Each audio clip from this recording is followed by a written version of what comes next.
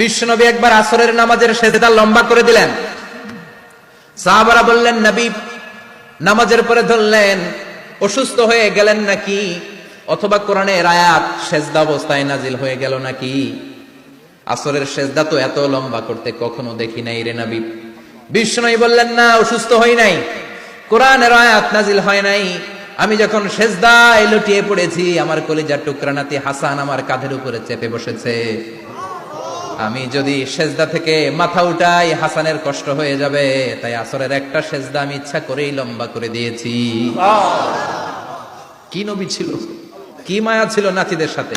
হাসান হুসাইন, বিশ্বনবী যে নবী হচ্ছে সব নবীদেরও সর্দার, ওই নবীরে ঘোড়া বানায়া, বিশ্বনবীর বাবরি চুল ছিল তো, ওই চুল ধরে এরকম ঘোড়া ঘোড়া খেলতো। বিশ্বনবীর কাঁধে বসে বিশ্বনবীর বাবরি চুল টেনে টেনে কয়, এটা আমার ঘোড়া। হাসান হুসাইনের গায়ের এমন কোন জায়গা নাই যে জায়গায় বিশ্বনবী চুমা দেয় নাই। আর বলতেন, রাইহানা চাইনি ফিদ দুনিয়া, হাসান আর হুসাইন হলো আমার দুনিয়ার সুগন্ধি। সাইয়্যিদা শাবাবি আহলিল জান্নাহ, জান্নাতীরা আপনারা যারা জান্নাতে যাবেন, আপনাদের সামনে দুইটা পতাকা থাকবে, একটা থাকবে হাসানের হাতে আর একটা হুসাইনের হাতে। বিশ্বনবী মসজিদে নববীতে জুমার খুতবা দিচ্ছেন, হঠাৎ হাসান আর হুসাইন লাল দুইটা জামা পরে কাতারের মধ্যে দৌড়াদৌড়ি শুরু করলেন।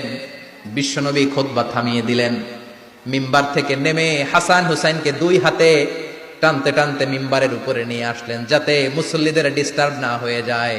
হাসানকে ডান হাতে ধরে, হুসাইনকে বা হাতে ধরে বাকি খুতবাটা বিশ্বনবী তখন শেষ করলে। 500টা খুতবা দিয়েছেন। কয়টা? চিল্লায় বলেন, কয়টা?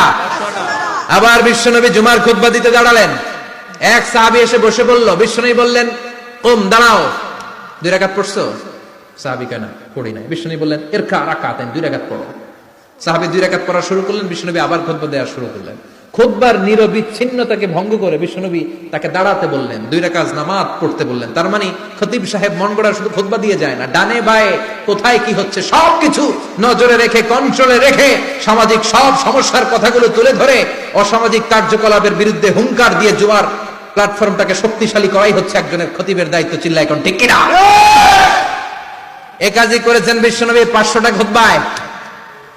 আবার বিশ্বনবী দাঁড়িয়ে খুতবা দিচ্ছেন। এক সাহাবী এসে বলেন, নবী, মদিনার মধ্যে পানি নাই, অনাবৃষ্টি, দুর্ভিক্ষ, আপনি একটু দোয়া করেন যাতে বৃষ্টি হয়। কিসের দোয়া?